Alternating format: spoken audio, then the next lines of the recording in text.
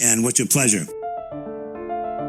From the Thomaston Place Auction Galleries in Thomaston, Maine, I'm Elizabeth MacLeod with Auction Waves. 32,500, 100,000 there. Players all over the house. 400,000 of this rare piece, and 600,000, 900,000, 1 million, 1,175 once, 100,175 twice. We all good? Sold. They that go down to the sea in ships, that do business in great waters, leave their artifacts behind. And what stories those artifacts have to tell. Marine collectibles are always prominent in our offerings here at Thomaston Place Auction Galleries, and in our upcoming Winter Enchantment auction, we'll feature an outstanding and unusual specimen of the scrimshander's art that tells a story extending from Belfast, Maine to Australia and back again. In a moment, we'll take a closer look at that item and the colorful history behind it. But first, the latest auction news. Midwinter means excitement, as more than 1,400 lots head for the podium February 20th, 21st, and 22nd in our annual Winter Enchantment auction. And no matter what your collecting interest, you'll find something to draw your notice. An invigorating selection of fine art, highlighted as always by a strong cross-section of Maine's finest creators, including pieces by Emeril Gobato, James Fitzgerald, and Dala Vipkar, along with important international works by Jean Dufy, George Keat, Andrei Lonosky, and Giovanni Paolo Panini, along with a pencil-signed Picasso proof from the press of Atier Kromelnik. Fine jewelry, historic timepieces, rare books, nautical artifacts, unusual firearms, and unique furnishings and decor from around the world. Make plans to be with us, in person in the gallery, by absentee, or by phone, or by streaming online. And look for our full catalog at thomastonauction.com. This is Auction Waves, and I'm Elizabeth MacLeod. Sometime in the 1840s, a young man from France left home to seek a life of adventure on the high seas. His name was Louis-Marc-François Gauvin, and while sailing aboard a whaling vessel, he learned the traditional art of scrimshaw, engraving fine nautical designs on bits of teeth and bone. His travels carried him eventually to Queensland, Australia, where he settled and built a life for himself as an artist. And it was there that he met a sea captain far away from his home in Belfast, Maine, and created for that captain a unique work of art, a 2-foot-high, elaborately decorated powder horn covered in images depicting aspects of that captain's life. That powder horn, now nearly 150 years after Gauvin created it, is lot number 2021 in our upcoming Winter Enchantment auction. And our quest for the full story behind this impressive artifact and the history of the Harriman family as depicted upon it brought us to the Belfast, Maine Historical Society and Museum and its president, Megan Pinette. Megan, it is important for us to stress right off that it's the Belfast Historical Society and Museum. It's a small museum, which is now about to get larger.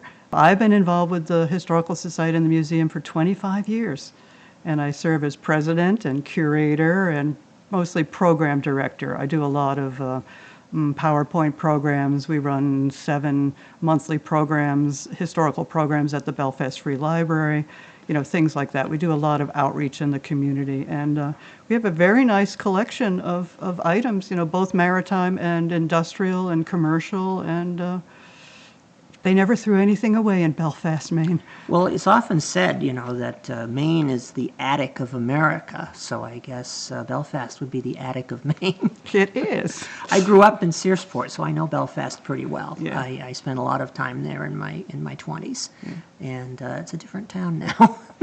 It is, but it's still, we are the county seat, so it's still quite a busy town. But I will tell you, I meet people, they are descendants of those original settlers. And it can be a little unnerving at first, But then, it's their town, and it's our town, too. So There are a lot of names that come up in connection with Belfast history, and we're going to talk about some of them in today's program. Yes. Before we do that, though, let's get into a bit of context about Belfast as a shipbuilding town. Now, growing up in Searsport, I had Searsport's maritime heritage very much in my consciousness. It was constantly talked about how Searsport was the home of famous sea captains, etc. But I didn't hear a lot about Belfast's maritime activities.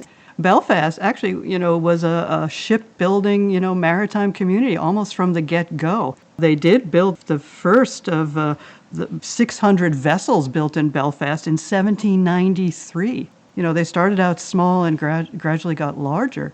Because where we're situated, we're on the shores of the bay. We've got the Passagasawakeag River coming down. We've got sloping beaches that were conducive to laying a keel and building a ship. Our ships were known for their size, speed, and beauty. And we had one of the larger shipbuilding concerns, but then there were smaller ones building ships up the river and over on the east side of Belfast as well. And, because we were very quickly a market town, meaning the farmers and the growers are bringing their goods into Belfast to be traded, we're building a lot of ships to accommodate these people who want to get their goods out, mostly to Boston. We were on a real Maine to Boston run. Very quickly, we became a port of entry, and we had a customs officer in Belfast as well, so that gave us a lot of prominence. Very much an engine in the economic life of the city. Oh, totally. Now, you mentioned the shipyards. Now, the one that comes up in connection with this Powderhorn is the C.P. Carter shipyard. Yes. What can you tell us about that yard? Well, it was the largest of the yards. It was very well run, as it turns out. Columbia Perkins Carter, originally from Castine, which is kind of interesting. And he built his first vessel in 1841, a brig, and he's credited with the supervision and building of 100 Belfast vessels with an immense amount of tonnage, to his credit. He's also known as a very fair man, a very good employer. In all business relations, it's written, he was scrupulously just, and every obligation was met promptly and fully. He believed in work and achievement, not in red tape. I love that line. And there were sincere mourners of his death and an army of workmen who wrought the timber, the metal, the cordage, and the sails of the immense fleet that he built showed up at his funeral. So very well regarded. And he also brought with him his brother, a couple of nephews. So it really was C.P. Carter and Company. It was a family-run operation. They were really known for their good workmanship, and that's why a lot of the sea captains chose them to build their ships. Now, was that the way that it was commonly done? Was it individual captains that commissioned the ships or companies that did it? I have seen both. There's investors and owners, but also sea captains, not uncommon for them to want their own ship. They knew where they were going. They knew how big it needed to be, and they've got Carter and Co., building good ships, and Captain Edwin Harriman is one example. I also found another one that Captain Baker McNear commissioned all of his ships from C.P. Carter and Company and was very much involved in the building of the ships. He was there every single day overseeing what was going on, and eventually he was hurt while on site. So that stopped his career. They didn't have OSHA in the 19th century. No, they did not. The poor man was hit by a chisel in the knee. And it was like, oh, dear. But, we have a lovely painting of one of his ships in the museum collection. So captains were very intimately connected with the construction of their ships. So that kind of brings us to Captain Edwin Horace Harriman and the Ivanhoe, yes, which was built at the Carter Yard. What was his role? Did he plan the ship, or did he work out the plans with the Carter folks? He probably worked closely with them, or he knew their ships. He knew what he needed. He's going to San Francisco. He's going around. I think everybody's going around the Horn at some point. So you need a good ship, and you need a good ship that his crew can, sail competently. He might have had something to do with maybe what do they call it? The captain's quarters. So I think he might have, wanted more, commodious accommodations. It was sort of a self-contained world on board of the ship. Totally. And they wanted it to be a comfortable world, obviously. Yeah. Why was the Ivanhoe built? What type of a ship was it, and what was its purpose? Well, it talks about him just being sort of general merchandise. Whatever's coming out of a Belfast, which could be anything from wood products to granite to iron foundry work, bricks, apples, potatoes. Oh, it's a little bit of everything. He's going out. And then, as they go down the coast, they're kind of doing that game where they trade. Here I've got this load of apples. Who's got cloth that I've got to now bring around? My investors, they want to see a return. So he's got to make money. So mostly he's got to pick things that he knows that he can make money. Now, the Ivanhoe was built right at the close of the Civil War. Did it have any role in that war? Was it used as a blockade runner or anything like that? Not that I know of. Since it started, it was being built in 1864 while the war was still going on, but then not launched until, I believe it was November of 65. So I think at that point, it's not involved with the war. Not that I have read. Mostly I hear, its first voyage was to New York and then on from there. That's usually how most voyages started, New York and then on. Harriman, the original Captain Harriman, Edwin Horace Harriman, had a very interesting career. He was with the Ivanhoe for a few years, and then he moved on. And that's where his story really gets interesting. Why don't you share with us an outline of that? Oh, it gets interesting and heartbreakingly tragic, unfortunately. So that's why we know so much about Captain Harriman. We know about his early career, and there's some wonderful stories because he's well known. One of the best stories, I won't get into the P.R. Hazeltine yet, but on one of his voyages, it's recorded in the history of Belfast that he brought back an English gardener who took care of his gardens and his house on Congress Street, which still exists. But he also at one point brought back an 18-year-old houseboy who was from Japan. And this houseboy at one point goes out into the barn, picks up this cute little striped animal, brings it into the house, shows it to Mrs. Harriman, who lets out a loud scream, and the skunk reacts appropriately. And then it is written that the house was rendered incapable of being lived in. So you get these stories about the man, so you kind of understand, And then at some point, he knows that they are, Carter and co., they're building this massive ship, the P.R. Hazeltine, after one of the prominent men in Belfast. Mm-hmm. He is now the captain of that ship. He is chosen to be the captain of that ship by the Hazeltines and others, who own the vessel. He also has I think he's part ownership in the vessel as well. They all got those funny shares. And this is an enormous mammoth ship. It is, at 233 feet.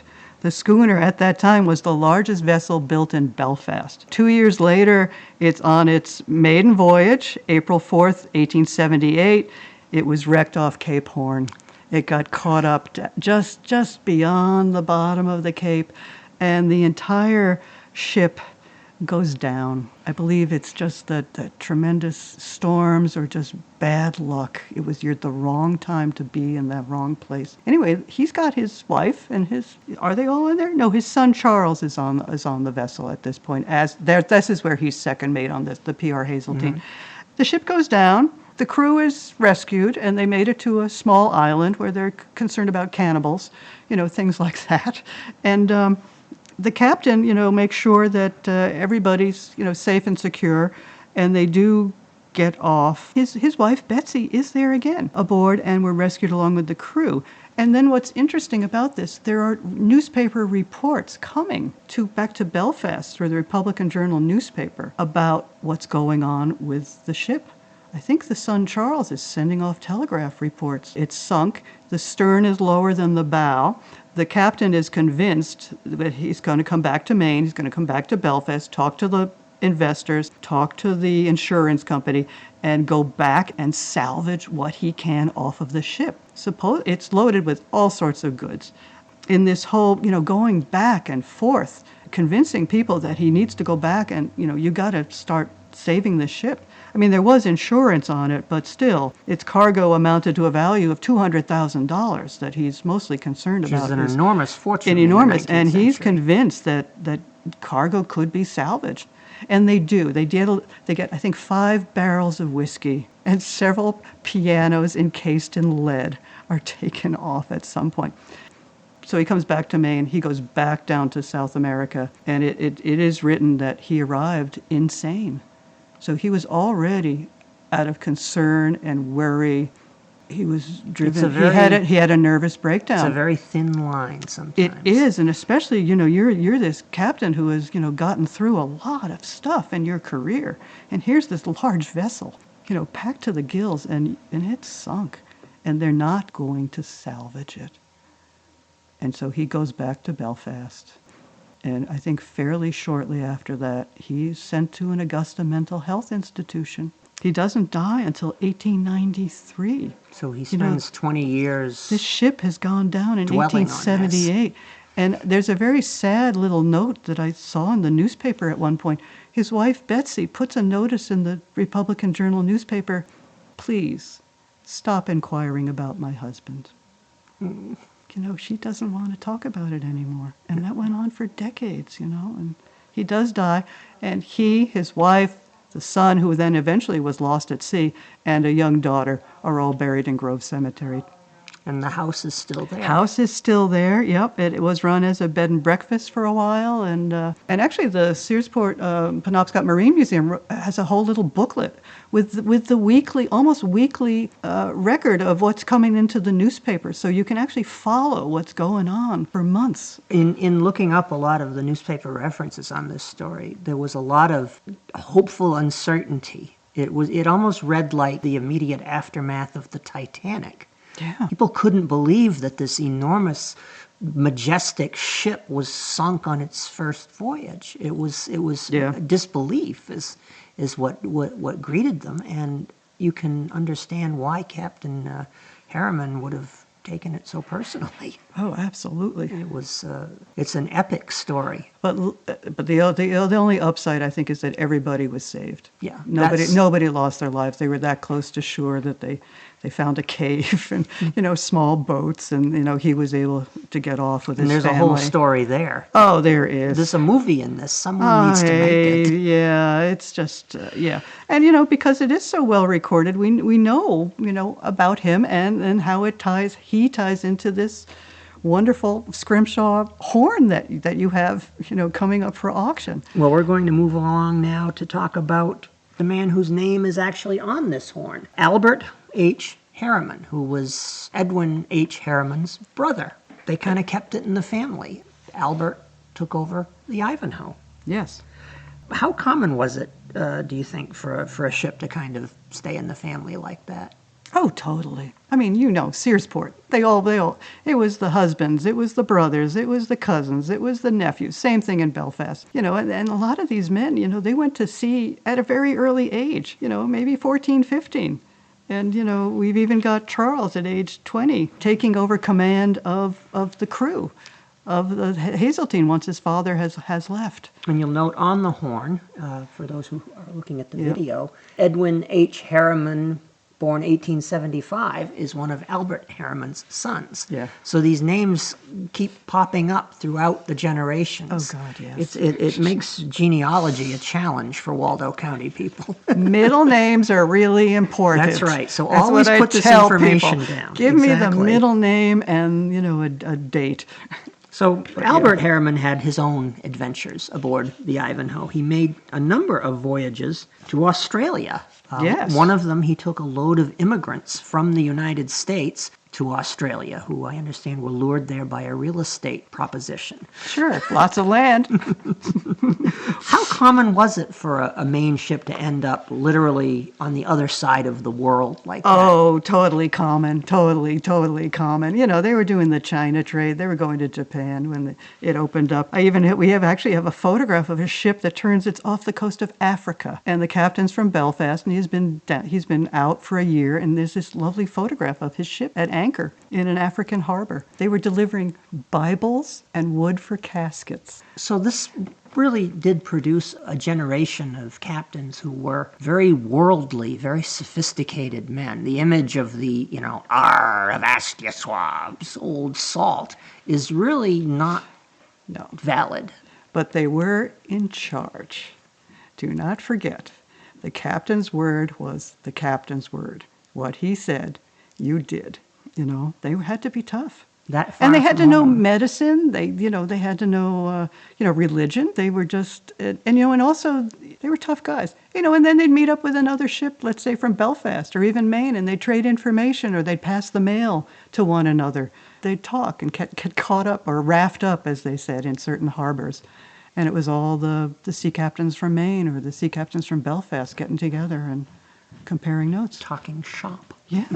One of the interesting things about this powder horn is that it's sort of an interesting souvenir of a voyage to Australia where the artist lived. It's also basically Albert Harriman's family history. Yeah. He has his wife is listed, his 3 children as of 1881 are listed, and a lot of very sentimental statements are made about them. Masonic imagery appears. I assume that Captain Harriman was a Mason, as were many of the sea As captains. many were, yes. How often did captains bring home souvenirs like this? Do you have other similar examples? We have a few items. We do have a tea set that I think came out of Japan, which is a lovely thing. And we do have it's a headdress made out of feathers. It's a green, lovely, delicate little green feathers, and it came from China. Supposedly it was a bridal, headdress that a captain brought back. Not a lot of the things have come into the museum. We get sextants and compasses and, more big things. But I think the more, we don't have a lot of, more delicate things that have come in. Sometimes clothing or cloth will pass by me. What do you have representing the Ivanhoe itself? Do you have any pieces of the ship? Or? We don't have any pieces of the ship. That is truly gone. But I will say that, one of our premier exhibits is the painting of the ship Ivanhoe by Percy Sanborn, Belfast artist and painter. It's oil on canvas, painted circa 1870, but it's a lovely oil on canvas. And at some point in 1994, the Historical Society got word that this painting was available to be purchased from an owner down in Florida. And the Historical Society, they set a goal of $15,000 to get this painting back to Belfast. And it was under, bring the Ivanhoe back home. And they raised the money, bought the painting, and brought it back into our collection. And it's, a featured part of our Maritime exhibit. What can you tell us about the Ivanhoe's final fate? I understand that was somewhat dramatic. Well, we do know in 1884, she sold to the Black Diamond Coal Company of San Francisco and put in the Pacific coastwise coal trade. And then the ship disappears at sea with a loss of all aboard. And it was during the run, deep laden with 4 passengers from Seattle to San Francisco. And it's believed she foundered. Never seen Was again. lost, yeah. No, nothing. Except a few bits floated up in different locations, miles apart from where she had gone down. It was a lot easier, I think, in the late 19th century for a ship to disappear without a trace. Oh, it's heartbreaking. And especially, in a town where it had, started out with the shipping news and the maritime news. And then later on in the 19th century, they're talking about, where are our ships? So to have something like this survive and, be available to be studied and talked about is quite a wonderful thing. Well, we know that Albert Harriman at least lived a long and fairly satisfied life. I believe he survived the San Francisco earthquake, which is not something that everyone could say. And then he died in an old sailor's home in Staten Island. Good. Good for him. In 1917. Good. And he was described as, I think I remember reading, he was described as a lovable man who had many friends and deserved them. Oh, and dessert. Which I think is a very pleasant coda to a very long and fruitful life. Yeah. This has been a wonderful discussion. I'm going to come down and see the museum as soon as I can get down to Belfast again. Thank you, Liz. It's been a pleasure to be here. It's been very fun. Thank you. History you can hold in your hand. For many collectors, that's the appeal of rare and unusual artifacts, and that's the opportunity that awaits you at our Winter Enchantment auction. Mark your calendar and make your plans February 20th, 21st, and 22nd at thomastonauction.com. and get to know more about the Belfast Historical Society and Museum and meet Megan Panett at belfastmuseum.org. And so begins our second year of Auction Waves, and on behalf of all of us here at the galleries, thanks for your support and thanks for listening. The program is written, produced, and edited for you by yours truly, Elizabeth McLeod, wishing you smooth sailing and happy bidding for Auction Waves. Auction Waves is an exclusive audio presentation of Thomaston Place Auction Galleries in Thomaston, Maine.